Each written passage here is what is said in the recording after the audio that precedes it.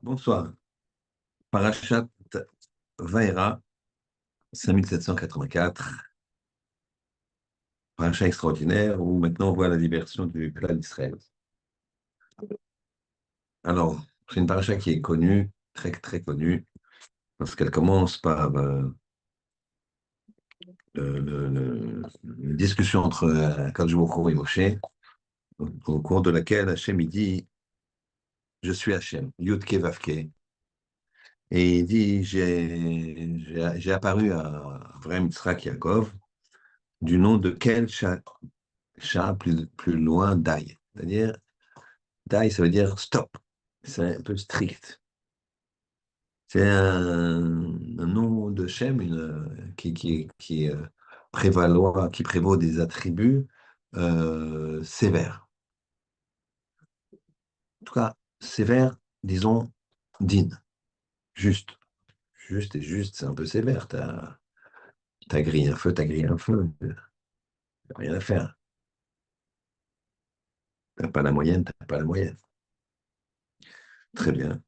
Ushmi Hashem, le nom d'Hashem Yud Ke Vav Ke, le Yud plus loin le He, plus loin le Vav, plus loin le He. Lo Nodati Lahem. Je ne me suis fait pas, je me suis fait pas connaître d'eux. Donc ça, ce nom, donc là, c'est un nom plus de un d'espoir. Plus d'espoir. C'est un nom plus d'espoir. euh, Plus de chesed, plus de racham. C'est pour ça qu'on dit tout le temps, Shividi Hashem les Mitamid, ce nom-là, Yud Kevavke, c'est pour ça qu'il y a des tableaux. La Kabbalah, elle fait beaucoup de choses comme ça, avec des tableaux et différentes choses. Donc ce nom de Yud Kevavke, c'est un nom qui est extrêmement, euh, disons, porteur d'espoir, porteur de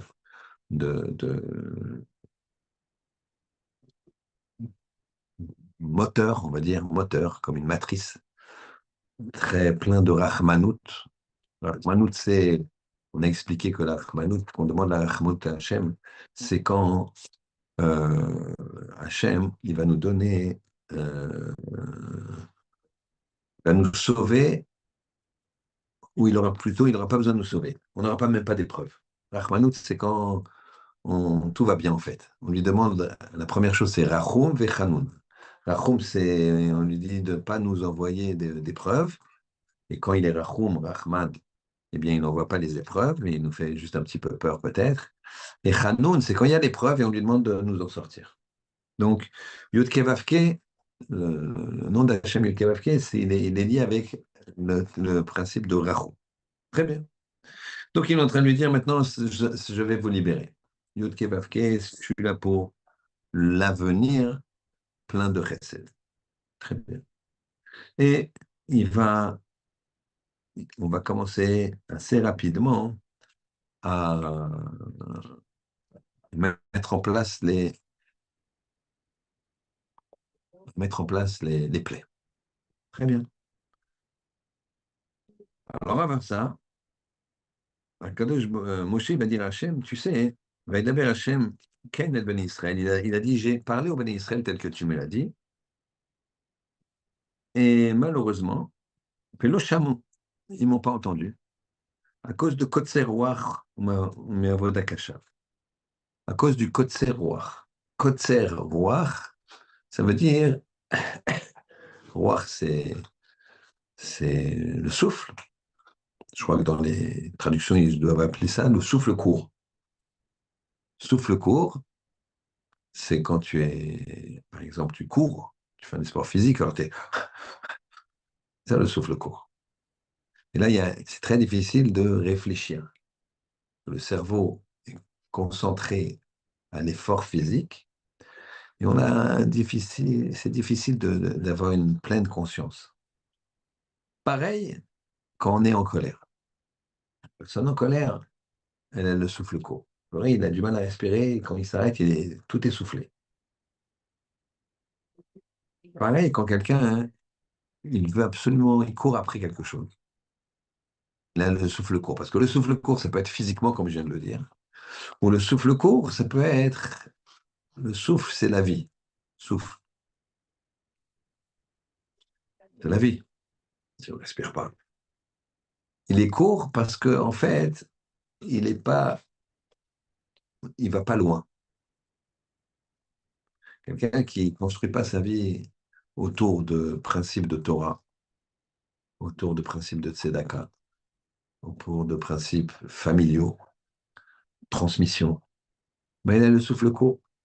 Toute sa journée, c'est le boulot, quel que soit le travail, derrière son téléphone, si c'est un commercial, à vendre ce qu'il doit vendre, derrière son bistouri, si c'est un chirurgien, derrière ce que tu veux.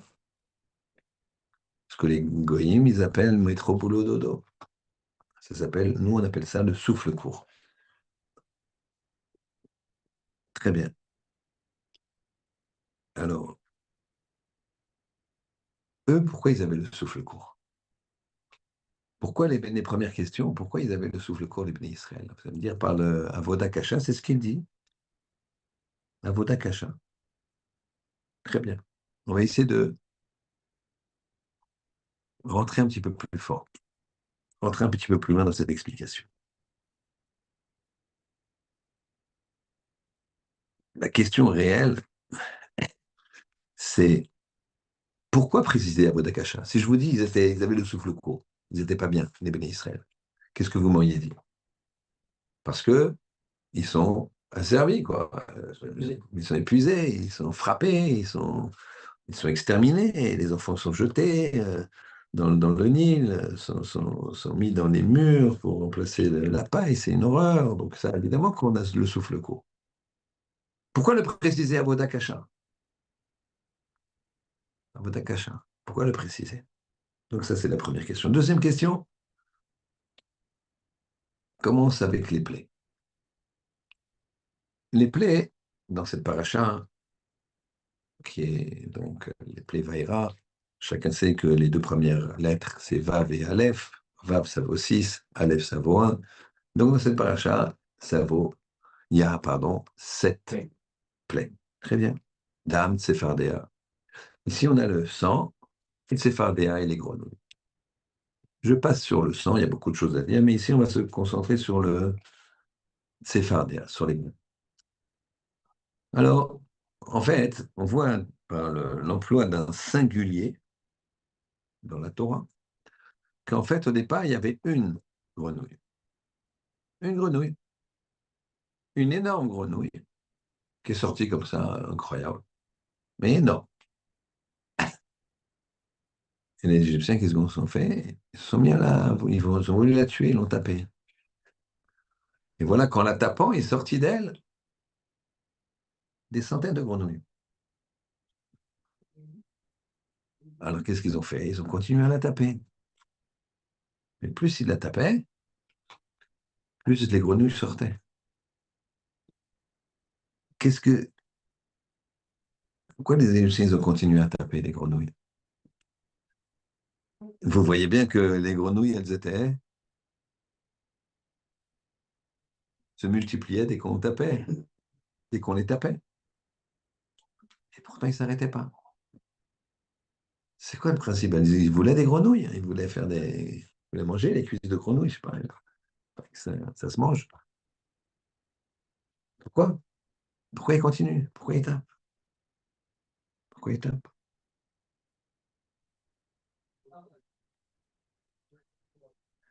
Bien.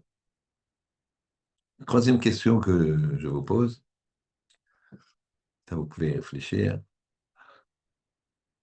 J'aime bien, mais c'est quel rapport avec le chiot?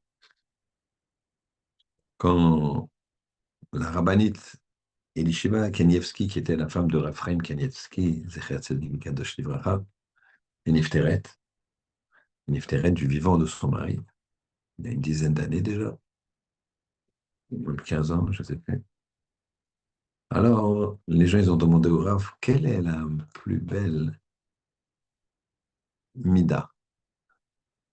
Une seule mida, mais qui sort du commun. Quelle avait votre femme? Quelle avait la rabbinite? La meilleure qualité, la plus grande qualité. On dira la réponse tout à l'heure, mais vous pouvez déjà imaginer, essayer de regarder.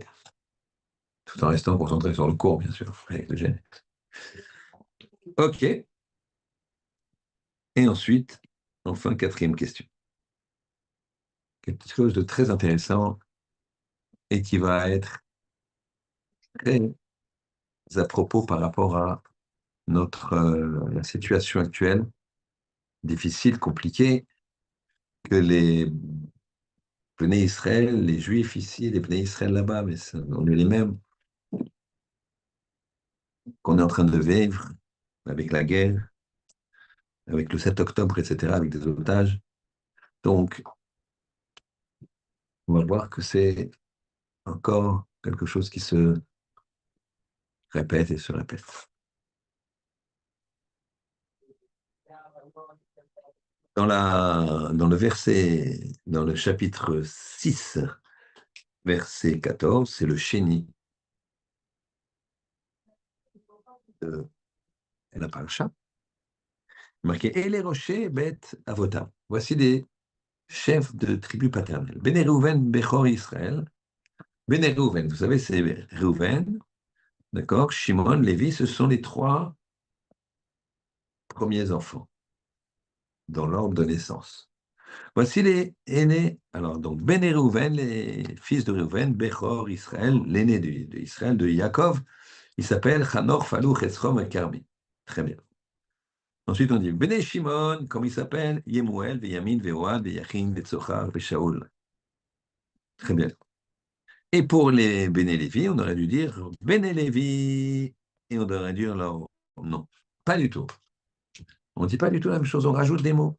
Ve'ele Shemot Bene Lévi. Et voici les noms des enfants de Lévi. Voici les noms des enfants de Lévi. Ça veut dire quoi, ça? Voici les noms des enfants de Lévi, les Toldotam, Gershon, Ukiat, Umrari. Pourquoi on dit et voici les noms? Sur les autres, on n'a pas dit les noms. On dit Réhouven, il y a marqué comme ça. Les enfants de Réhouven, ils s'appellent Hanor, Palou, Chetzron, etc.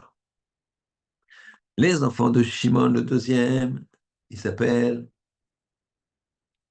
Yemuel, Yamin, Oad, etc. Et pour les enfants de Lévi, on dit Ve'ele Shemot Bene Lévi. Voici les noms des enfants de Lévi, les Toldotam par leur génération. Gershon ou Kehat Umrari. Gershon, Kehat Umrari.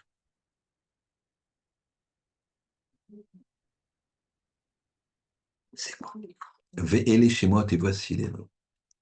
Le Passouk, apparemment, il nous désigne de. Il nous crie de l'expliquer, comme dirait Rachid. Le verset nous crie de l'expliquer. Puisque là, c'est une vraie différence. Ve'ele Shemot. Comme si les noms, ils étaient particuliers. Et on va voir ça. Et on va voir ça.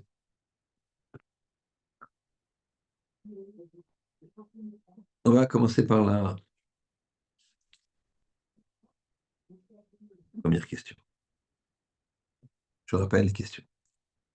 Première question, les Béné Israël, ils n'ont pas écouté Moshe parce qu'ils avaient le souffle court, dans un premier temps. Et pourquoi le souffle court? Parce qu'il y avait Avoda Kasha. Il y avait un asservissement des Philistines. Pourquoi le préciser? Pourquoi préciser Avoda Kasha? J'imagine bien, j'imagine qu'ils avaient le souffle court. Pourquoi? D'accord? Parce qu'ils ne partaient pas en vacances, parce que il n'y a pas de problème. On nous a décrit toute leur souffrance dans toute la paracha Shemot. On sait très bien, il y a les Midrashim bientôt. Qu'est-ce que tu as besoin de me dire que c'est à cause de Avoda Kasha? Deuxième question. Pourquoi les Égyptiens ils ont continué à frapper la grenouille et encore, alors que ça sortait, qu'à chaque fois qu'ils frappaient, il y avait encore plus de grenouilles qui sortaient? Arrête-toi, tu veux bien que ça marche pas, hein? Troisième question. Quand on a demandé à Ephraim Kanievski quelle était la plus grande qualité de la rabbinite, sa femme, quand elle est nifteret, quand elle est décédée, quelle qualité a-t-il cité? Et enfin, quatrième question, pourquoi pour les fils de Réhouven, Shimon, on dit voici les fils et on dit direct leur nom, et pour les enfants de Lévi, on dit Ve'ele Shemot, voici les noms. Très bien. Alors, on va répondre pas dans l'ordre. Pas dans l'ordre. On va répondre d'abord à la quatrième question. Quatrième question, c'est quoi? Pourquoi les noms? Pourquoi il y a marqué VD chez Mott? Alors, je remonte dans le temps et j'ouvre une parenthèse qui va nous permettre, vous pensez que ça n'a pas de rapport au départ, mais vous allez voir que ça va nous aider à comprendre. Léa était pas la préférée, on le sait, de Yaakov. Yaakov, il préférait Rachel. Le Hu, il a ouvert la matrice de Léa très vite. Léa savait par Ruach HaKodesh qu'il y aurait 12 enfants, qu'il y aurait 12 tribus, 12 enfants. Elle savait qu'il y avait 4 épouses. Rachel, Léa, Zilpa, Bila.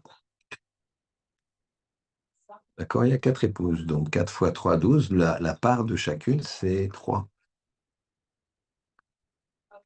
Voilà que elle a le premier, Réhouven. Elle est heureuse, elle a déjà un et c'est elle qui a l'aîné. Ensuite, elle a Shimon. Ah, Hachem m'a entendu. D'accord, Réhouben, regardez mon fils. Shimon, Hachem m'a entendu. Troisième. Là, c'est une grande, grande, grande joie pour Léa. Pourquoi?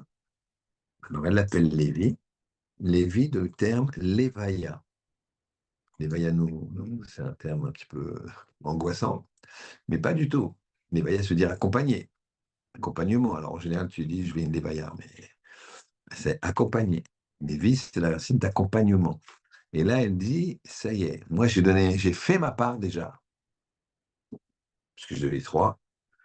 Donc là, hein, il y avait une autre ambiance entre elle et Yaakov. Elle se sentait maintenant, elle dit, alors si j'ai donné 3, c'est caché, c'est qu'Yaakov lui-même, c'est-à-dire que elle a eu entre guillemets, si vous voulez, si on peut se permettre de juger, je me rappelle toujours qu'il faut faire très attention de parler de nos patriarches, matriarches, rabbinim de l'époque et même des générations précédentes, en les considérant comme des anges, comme des gens qui sont inaccessibles pour nous. Si c'est ça, alors nous, on est des hommes. Ainsi dit le Gaon de Vilna. Par contre, si on les considère comme des hommes et qu'on pense qu'ils ont les mêmes problèmes que nous et les mêmes niveaux que nous, alors là, nous, on est des animaux, comme ça est dit. Donc, c'est des anges, mais la Torah, elle est faite pour s'imprégner et évoluer. Et donc, qu'est-ce qui se passe? C'est que le Shalom Baït, entre guillemets, de Yaakov et de Léa, prend un envol extraordinaire avec Lévi. Et la Shrina, elle est là, hein, encore plus. Pas dingue que la Shrina était déjà là.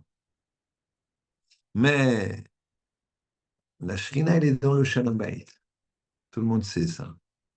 Quand il y a dans le couple, ça s'entend bien, et bien il y a la Shrina. Alors, Lévi, il est né avec un boost, comme un parfum de Shrina énorme, dans ses gènes, dans son odorat, dans son ADN. C'était Shrina.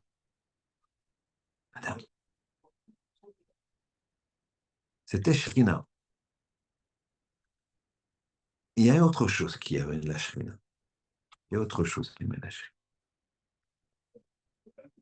Dans la Gemara Brachot, on dit que Akadosh Baruch Hu, quand il y a 10 hommes qui sont à la choule, alors la Shrina est là. quand ils viennent prier, 10 hommes, ils ne viennent pas étudier, ils viennent prier. La Shrina est là. La Gemara là-bas, elle dit, quand il y en a trois juges, trois juges, la Shrina, elle est là aussi. À chaque fois, ils amènent des psukim et des preuves. Quand deux personnes étudient,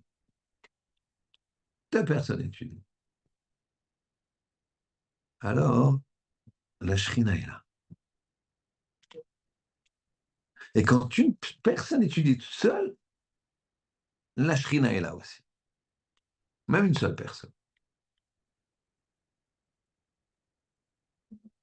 Alors même ceux qui sont en Zoom, s'ils sont seuls, eh bien, la Shrina est avec eux. Amen. Et donc, la Gemara de dire, mais je ne comprends pas. Si une personne qui étudie la Torah tout seul, la Shrina est avec lui, surtout la nuit, on a de la chance l'hiver parce que la nuit, elle tombe tôt. Et étudier la nuit, c'est très, très, très favorable. Même s'il est tôt maintenant. Même si tu peux étudier déjà depuis 6 heures ou 6h15, ça s'appelle la nuit. Et celui qui étudie la nuit, le matin, il aura un chut shel chesed. Il aura un fil de chesed. Mais revenons à la difficulté de la Gemara. Il dit, puisque un qui étudie la Shrina est là, alors pourquoi tu me dis 2 et 3 et 10? Ça y est, un qui étudie la Torah, la Shrina est là. Donc deux aussi. Ah, ils ne font pas, etc. Il dit non. Regardez comme c'est joli. Un, la Shrina est là, mais les actions de cet homme-là, il y a des livres de zichronot, des livres de chroniques, on va dire, qui sont marqués. C'est pas marqué. Ce ne sera pas marqué. Ça sera valorisé chez la personne particulièrement en question, ça va le bonifier, mais c'est pas marqué dans le livre. Quand ils sont deux, c'est marqué dans le livre. Trois, pourquoi elle a précisé trois? Parce qu'ici, on parle de trois dayanim, on ne parle pas de gens qui étudient la Torah. On aurait pu penser que trois qui ne sont pas des gens qui étudient la Torah, qui font que rendre un jugement, alors il n'y a pas la shrina. Alors il a fallu un passage pour dire non, non, même trois, s'ils jugent, il y a la shrina. Et 10, qu'est-ce qui se passe? 10, la shrina, elle est déjà là. Elle attend. Les gens, ils pensent que le 10e, il fait venir la shrina. Non. Les gens, ils disent, c'est bien d'être le 10e. Oui. Parce qu'en fait, c'est toi qui as fait venir la shrina, mais elle est déjà là. Parce que sinon, c'est pas bien d'être en retard. Tu as dû venir plus tôt. Mais elle est déjà là. Hachem, il sait s'il va y avoir le 10 ou pas. Donc il est déjà là, il attend. Pourquoi je vous dis ça, hein? Parce que celui qui étudie seul la Torah, la Shrina est là. La Shrina est là. Niveau de la Torah, la Shrina est là. Et cette odeur-là de Shrina que euh, est venue avec le Shalom Bayit, à la naissance de Lévi, a donné à Lévi un sens particulier de, de chercher la Shrina. Un sens particulier pour chercher la Shrina. Vous comprenez? Puisque quand il est né, le Shalom Bayit, Léa, elle était heureuse d'avoir donné 3 enfants. Elle s'est dit, maintenant mon mari va... Donc toutes les angoisses qu'avait Léa, elles, elles sont parties. Alors, il y a eu un Shalom Bayit extraordinaire, la Shrina est venue, et Lévi s'est imprégné de Shrina. Et qu'est-ce que ça a donné comme conséquence? Quand le clan Israël, comme on a vu la semaine dernière, il a commencé à s'assimiler, eh bien, Lévi, il ne s'est pas assimilé. Il a tout de suite senti, ça sent pas bon. C'est quoi ces trucs-là? Les théâtres et les trucs de foot. Ça sent pas bon. C'est dangereux, ça, les enfants. N'allez pas là-bas. C'est dangereux. Dangereux. C'est pas nos valeurs. Ils nous disent non, on sent rien. On sent rien, nous. Et puis, et eux, rien. Ils sont restés à Goshen, ils ont étudié la Torah. Ils sont restés collés avec la Shrina. Shrina égale Torah.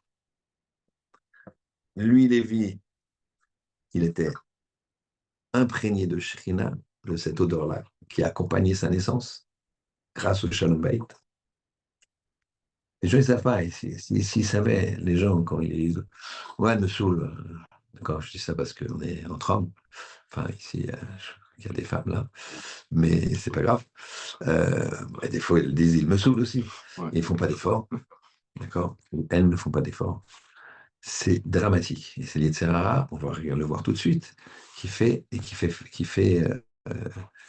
en général mettre en colère la personne. Et la personne, elle croit que quand elle va se maîtriser, parce que la colère, c'est pas bien la colère, on va voir tout de suite le principe de la colère. La colère, c'est très bien, c'est pas bon. Alors qu'est-ce qu'on fait? Je dis, bon, ça va, c'est bon, c'est bon, c'est bon. Et je me suis triste, je me suis pas mis en colère. D'accord, mais tu as pris ton journal, tu as pris ton truc, tu as pris ton jeu, tu as pris ce que tu veux, tu es parti faire un foot, tu es parti faire un footing. Mais donc c'est la même chose, sauf que tu n'as pas fait la gravité extrême de te mettre en colère. Ça, tu te rends pas compte que c'est pas une force, là, que tu t'es pas mis en colère, c'est gravissime. Tu t'es pas mis en colère et tu dis, ouais. Non, mais ça, c'est gravissime, on va le voir tout de suite. Si les gens ils savaient que quand ils réalisent un Shalom Bayit, c'est un bonheur absolu, la Shrina elle est là. C'est pour ça qu'il y a plein de problèmes. La Shrina elle arrive le vendredi. Demain c'est le vendredi. Vous verrez que souvent c'est tendu. Pourquoi? Parce que vous savez pourquoi on allume les bougies? Bon, le tikkun il y a une autre raison. Bougie de Shabbat c'est pour Shalom Bayit. C'est pour ça que ça passe, c'est prioritaire par rapport à pas mal de choses. Pourquoi? Parce que quand tu n'es pas dans la lumière, quand tu es dans le noir, tu vois pas. C'est pas agréable, tu ne distingues pas les choses. Vous savez, une fois, il y a un rave qui a dit à son élève, il y avait une partie, ils marchaient ensemble, ils étudiaient, marchaient. C'est bon de marcher, il faut faire du sport. Pas parce que je dis que le football, moi je parle de l'ambiance des stades. Faire un football avec les yeshivas, on fait du football, pas de problème. Mais on n'est pas là, Mbappé, machin, d'accord? Surtout quand on voit qu'ils nous aiment. Donc, bon, ça c'est la responsabilité de chacun. Mais, donc, il marchait. Je crois que c'est Rav Yehuda Tzadka. Il marchait avec cet élève, tout en étudiant. Il y a un moment, c'était en Israël, au Hachem, il fait beau. Et ils se mettent un peu à l'ombre d'un arbre. Et il voit que l'arbre, il projette bien sûr de l'ombre. Mais il y a des trous. Et le sol devant eux, il y a une partie à l'ombre, une partie au soleil. Alors il dit à son élève, c'est quoi la différence entre cette partie du sol et cette partie du sol? Alors, l'élève, il ne comprend pas du tout la question. Dis-moi, quelle différence entre cette partie du sol qui est à l'ombre et cette partie du sol qui est au soleil? Pas la question. Alors là, je vais t'expliquer. Tu vois la partie à l'ombre, c'est noir. Tu as l'impression que le sol, il est parfaitement plat. Tu vois qu'il y a une partie noire. Par contre, la partie au soleil, le moindre petit caillou, tu l'as repéré. Il a dit c'est la même chose dans les Olamaba ou les Olamazé. Les Olamazé, tu as l'impression que, ouais, bon, ça va, c'est pas grave, c'est pas ceci, c'est pas cela. Je crois que tout est plat. Le Olamaba, quand il faudra rendre des comptes, on dirait oui, mais tu as fermé les yeux, mais c'était ça que tu avais. Il suffisait juste d'allumer la torche.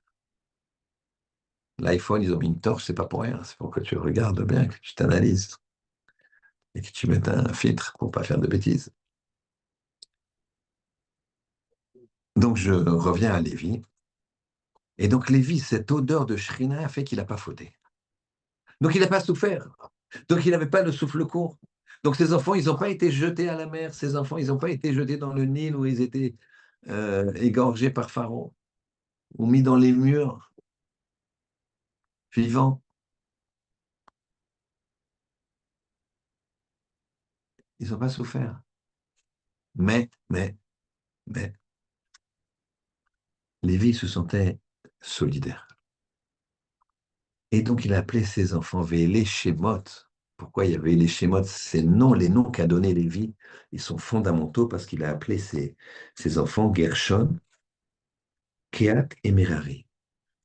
Gershon, ça veut dire guerre, étranger. Étranger, on est étranger. Kehat, c'est faible. Racine Kehat, faible. Il a donné des noms pour se rappeler. Il a donné ces noms à ses enfants. Nous, on est là, paisibles. Pourquoi? On a choisi la Torah. Et donc, quoi qu'il arrive, nous, on étudie.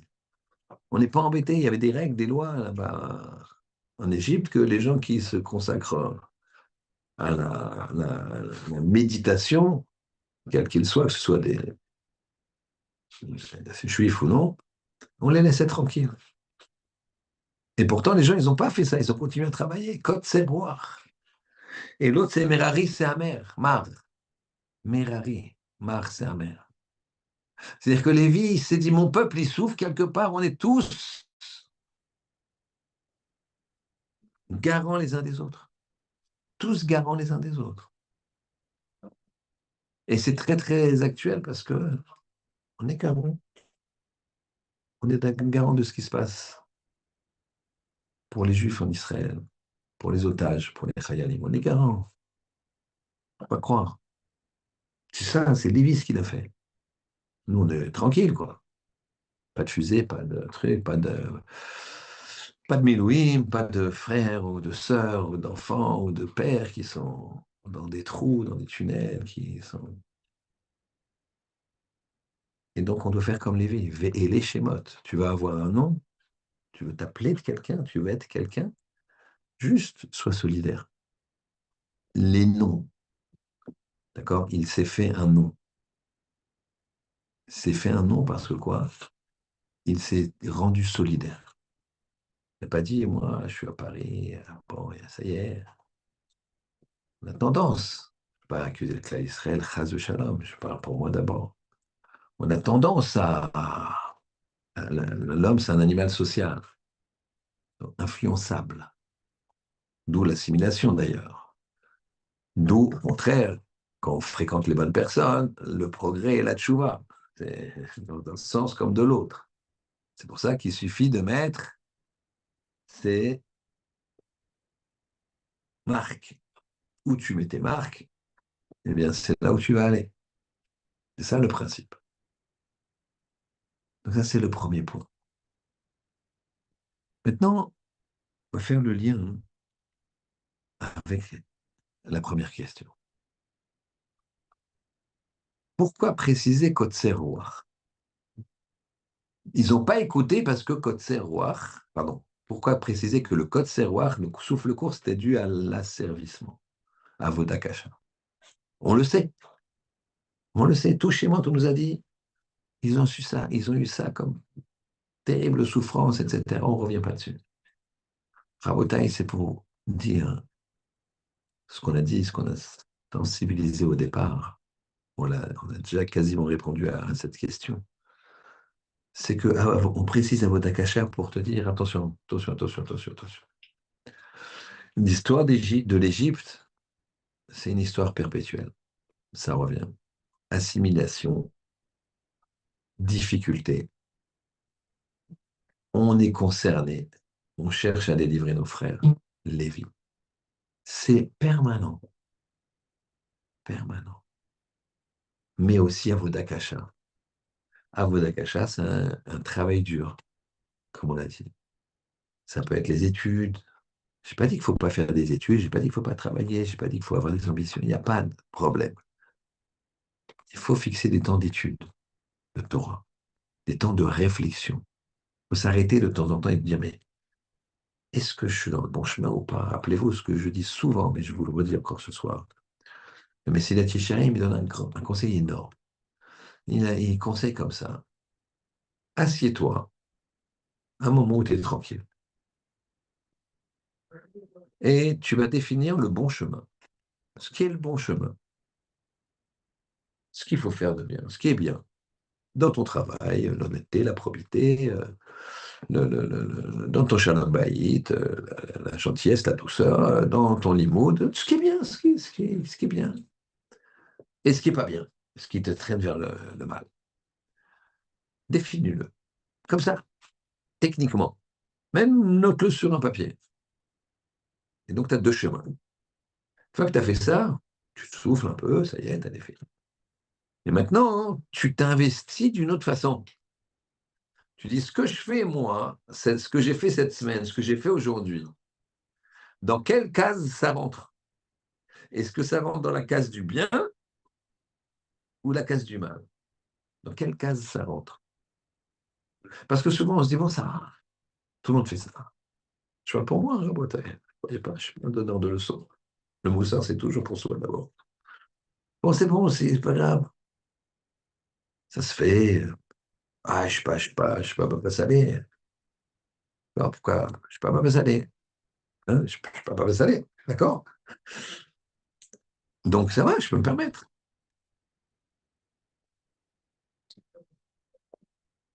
Et bien ça fait descendre, descendre.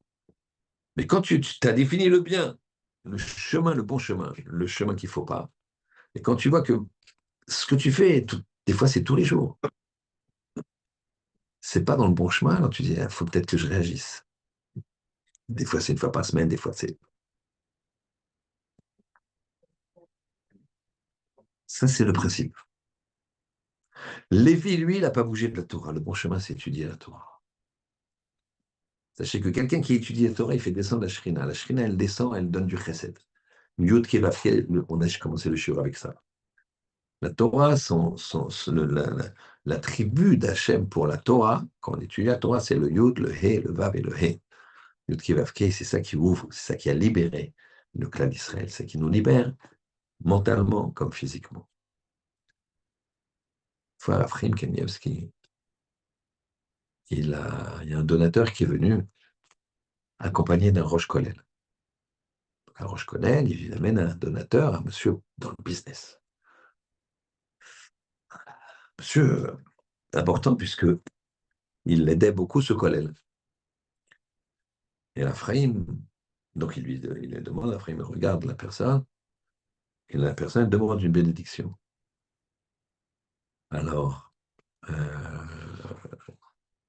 Ephraim lui dit, t'étudies la Torah?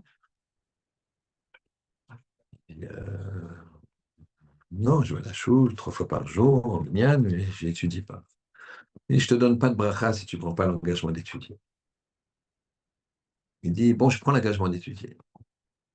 Il dit, attends. Il faut une étude fixe. Quoi qu'il, tu ne bouges pas. C'est marqué, est-ce que tu étais fixé des temps de Torah? Il réfléchit, il dit, est-ce que ça peut être tous les 2 jours? Il dit, oui, mais il faut que c'est fixe, ce soit fixe. Pardon. Donc ça veut dire que quand c'est fixe, ça veut dire que toute ta semaine, elle est orientée là-dessus. Tu as un cours, un mardi midi. Ben, mardi midi, tu sais que tu ne peux pas aller en province, si tu es commercial, par exemple. Mardi midi, tu ne peux pas prendre de déjeuner, tu peux pas... Mardi midi, j'ai cours. Laissez-moi tranquille, j'ai cours. Tu vas voir ton patron, tu lui dis, écoute, moi, mardi midi, j'ai un cours. 11h30, je quitte le bureau, je suis là, 1h30, j'ai un cours d'1 heure, midi 1 heure, j'ai une demi-heure de truc. À 1h30, je suis là avant tout le monde, ils arrivent à 2 heures, je suis là, donc je rattrape. Voilà. Ok, c'est bon. Moi, je lui dis, ah, il y a un truc au bout de 15 jours, 3 semaines, un mois. J'ai un grand rendez-vous. Il dit, non, je t'ai dit, je ne bouge pas de ça. Il ne bouge pas de ça. Et lui, il va dire, mais c'est un gros contrat, hein, tant pis pour toi. Hein. Le gars, il va se dire. Et ça, je vous parle d'expérience et je n'ai pas vu une fois où ça a marché. Le gars, il va y aller et ça va couler.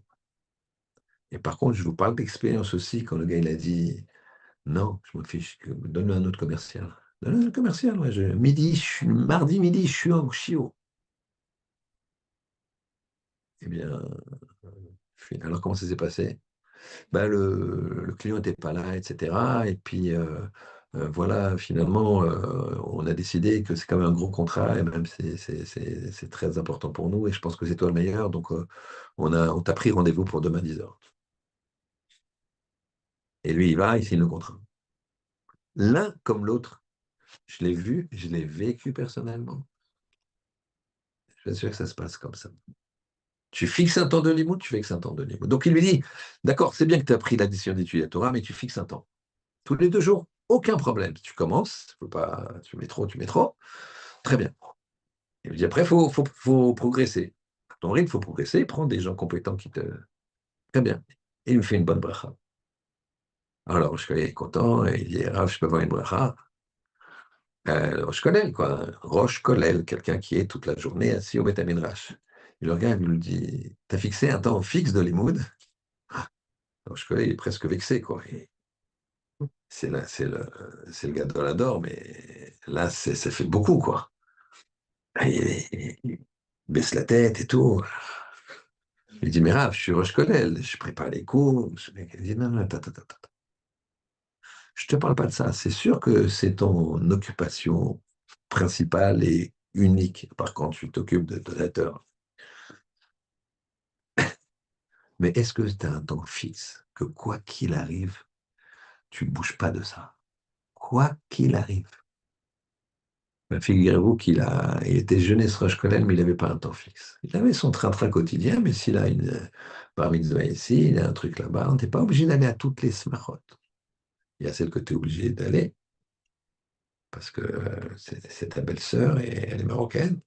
Donc, si tu veux, l'Ashkenaz aussi, il se vexe. Mais tu n'es pas obligé d'aller partout. Les gens peuvent t'expliquer. Tu viens après, tu viens avant. Ah, je suis désolé, là, j'ai un cours. Je le loupe jamais. C'est ça, fixer le temps de la Torah. Les gens ne le font pas. Pourquoi? Parce que, souffle court. Mais non, mais je vais rater ça. Je vais rater ça. Souffle court. Avoda Kasha, c'est pour maintenant. Pourquoi on a dit Avoda Kasha? Rabotai, c'est pas pour l'époque. Ils avaient le souffle court, les Béné Israël, à cause de Avoda Kasha, à cause de l'oppression. Là, on va traduire oppression. Avoda Kasha, service difficile. Avoda Kasha, ça veut dire un travail. Mais Avoda Shel Kvodo, en hébreu moderne. אני הולך לעבוד. עסקים, גם עסקים. אבל אני הולך לעבוד. C'est le travail, Rabotai. Le travail, c'est quoi? C'est la vie. C'est ce que tu fais tous les jours. Ce que tu fais tous les jours. Et ça, je ne parle pas des illusions qu'ils ont, les gens. Des dimiones. Des, des rêves, entre guillemets. Des fausses lumières. Ces choses-là. Il faut voir les vraies lumières, Rabotai. Les vraies lumières. Alors, on a la question, pourquoi les Égyptiens, hein, ils ont continué à taper sur la bête, sur la grenouille? Ils tapent une fois, 500 grenouilles. Ils tapent 2 fois, 1000 grenouilles. Ils tapent, ça y est, le pays est envahi. Qu'est-ce que tu fais? Qu'est-ce que tu fais? Je ne comprends pas. Eh bien, qu'est-ce qui les poussait à taper? La colère. La colère. La colère, ça donne le souffle court. Quand on se met en colère, alors là, c'est la pire des choses. On est comme Avodazara. Pourquoi on est comme Avodazara? Pourquoi quelqu'un se met en colère, il est comparé à quelqu'un qui fait de l'idolâtrie? C'est étonnant. Quel rapport avec l'idolâtrie? Quel rapport avec l'idolâtrie? Où tu fais de l'idolâtrie? Quel rapport? Je me suis mis en colère parce que ma femme, elle a raté la Kaina, elle a raté je ne sais pas quoi. Quel rapport avec l'idolâtrie? Non. Parce que tu te mets en colère, tu ne peux pas te retenir. Tu ne peux pas te retenir. Tu n'arrives pas à te retenir. Et donc, t'es mébalbel. Tu es complètement flou dans ta tête. Tout est. Et tu es capable de casser des choses qui valent de l'argent. Tu es capable de jeter les clés de la voiture et je ne sais pas où, tu ne les retrouves plus. Et il n'y a pas de double. Et le concessionnaire Mercedes, il dit, monsieur, c'est 3250 € si jamais on vous refait une clé parce qu'il faut envoyer ça, je ne sais pas où. Voilà, tu as fait ça, tu as perdu 3250 €. hors taxe. D'accord? Eh bien, il l'a fait et il le sait. C'est ça, Vodazara. C'est-à-dire qu'il n'y a plus l'UHM, il n'y a plus rien. Il n'y a plus de contrôle. La colère, c'est le pire. Les Égyptiens, ils tapent, mais arrête de taper. Ils sont en colère. Ils sont en colère. Là aussi, c'est le souffle court. Là aussi, c'est à quoi ça t'aide. Tu vois bien que tu vois directement l'effet de ce que tu es en train de faire. Ben, Ravota Hashem peut nous montrer ça aussi. Il va dire, fais attention, ne crois pas que c'est les Égyptiens. Ici, c'est l'Égyptien qui est en toi. L'Égyptien qui est en toi, que tu continues en colère et tu continues la colère, tu continues la colère. Mais tu vois bien que ça ne marche pas. Tu vois bien que ton fils, il a peur quand tu cries et il va encore moins bien travailler. Mais je t'ai dit, 3 plus 3 ça fait 6 je comprends pas. D'accord, il a 5 ans, il comprend pas les maths, il est bloqué, mais ça fait depuis qu'il a 2 ans que tu lui cries dessus. Et tu continues à lui crier dessus. Tu es en colère. Mais parce que c'est parce que tu penses que c'est une vitrine, ton fils. Peut-être qu'il a des soucis, mais la grosse partie des soucis, c'est toi, c'est pas lui. Tu le bloques. Oui, il le bloque. Il a peur. C'est un sourd. C'est grave. Et donc, eux, ils se détruisent avec la colère. La colère, c'est une destruction. Il n'y a pas une plus grande destruction que Avodazara. Avodazara, c'est pas seulement l'idolâtrie à proprement dite. C'est Avoda, c'est un travail Zara étranger. Zar, c'est étranger, c'est pas de chez nous. Il y a des travaux, des choses qui sont pas de chez nous. Il y a des choses qu'on peut pas faire. Avoda, Zara. Vous savez, on avait fait ça il y a longtemps, on le refera sans doute. On verra qu'on est parachiotes. Le shiur sur le Lachonara. Et on a vu que une des façons quand on fait la Shonara, une des midas négatives, une des mesures négatives que l'on fait quand on fait la Shonara, c'est que l'on fait Avodazara. Ah, voilà, ah, pas exagérer, quel rapport. Je suis en train de dire au contraire, je le fais du bon côté. Je dis attention, lui, je crois lui, il est comme ça. Et même pas je crois, je dis qu'il est comme ça et je sais qu'il est comme ça. Donc, il faut faire attention, surveillez vos iPhones parce que c'est un voleur. Si c'est vraiment vrai, il veut vous protéger, c'est autre chose. Est-ce qu'il a vérifié? Est-ce qu'il a le droit de dire, etc. En tout cas, quand la personne elle porte un jugement négatif sur une personne, eh bien, elle fait quelque chose d'étranger à la voda qu'il devrait avoir. Le- on doit s'imprégner de bonté. Vous savez, si j'ai un conseil à donner, pas les conseilleurs ne sont pas les payeurs, mais c'est ce que disent tous les Gdolim depuis tout le temps, toute génération, contrairement à ce qu'on pense. Et j'ai entendu de Rav Edelstein, vous savez, malheureusement, il n'est pas resté longtemps le Gadol Hador. Il est parti 2 ou 3 ans après Raphaël Kanievski. Raphaël Kanievski, quand il est parti, de façon incontestée, le Gadol Hador s'appelait Rav Edelstein. Il est niftar. Et c'est des gens qui sont. Il est niftar en donnant shiur. Le dernier jour de sa vie, il est niftar à 9 heures. 9 heures du matin. Il s'est réveillé comme ça à 6 heures, sans force. Il a dit à son petit-fils qui était à côté, il a dit, quelle heure il est? Il dit 6 heures. Il dit, ah, je peux dormir un peu encore. Quelle heure il est? 6h30. Ça va. Ah, il dit 6h30, la tefila, c'est 7 heures, faut que je me lève, mais je peux pas me lever. Ça, il avait conscience, il n'avait plus de force. Donc il dit, donne-moi un sidour. Il commence à faire cette fila. Il s'endort, il fait cette fila de 7 heures à 8 heures comme ça. Il s'endort. Quelle heure il est? Il est 8h15. 8h15, dans un quart d'heure le chiot. Donne-moi un papier, un crayon. Il commence à écrire son chiot. Ça va un petit peu. C'est quelle heure il est? 9 heures. Ah, mais c'est le chiot. Donne-moi le papier. Il regarde le papier comme ça. Et il s'endort, il part. Raphaël Kanevski, ses dernières minutes, c'est à peu près pareil. Il était là, Il a ouvert un peu les yeux, il a vu un de ses petits-fils, et toujours les petits-enfants qui sont à côté. C'est plus pratique que les enfants eux-mêmes, parce que les enfants, c'est pas évident de porter son père, de le voir dans une situation difficile, etc., quand les personnes sont mourantes, âgées. Donc, c'est les petits-enfants qui s'occupent. Et donc, un de ses petits-fils, il a dit à son petit-fils, donne-moi une Gemara. Ah bah, c'est lourd. Donne-moi une Gemara. Je peux te donner une Gemara. Il a pris une Gemara, il l'a mis sur lui, il est mort. C'est des gens qui, c'est leur essence, c'est leur avoda. Quand quelqu'un il dit du mal d'une autre personne, il fait une avoda zara, une avoda étrangère à celle d'Hachem. Hachem il porte toujours un bon regard sur la personne. Il dit, bon, il est plein de rachmanout. Il ne faut pas se moquer de lui. Mais il est plein de rachmanout à Kadosh Baruch Hu.